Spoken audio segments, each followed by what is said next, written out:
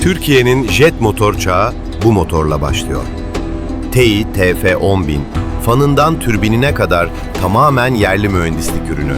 Kompakt bir turbofan yapısıyla yüksek basınç oranı, hafif gövde ve yüksek sıcaklık alaşımları sayesinde olağanüstü verim sunuyor.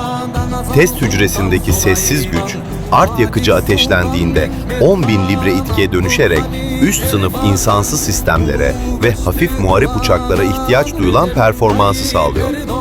TF6000'den TF10000'e, oradan TF35000'e uzanan yol haritası, Türkiye'nin kendi motor ekosistemini inşa ettiğini kanıtlıyor. Üretim hatlarında işlenen her türbin kanadı ve her kompresör diski tamamen yerli tedarik zincirinin gücünü gösteriyor. Bugün yan yana dizilen TF10000 prototipleri, Türkiye'nin artık kendi jet motorlarını geliştiren bir ülke olduğunu açıkça ilan ediyor.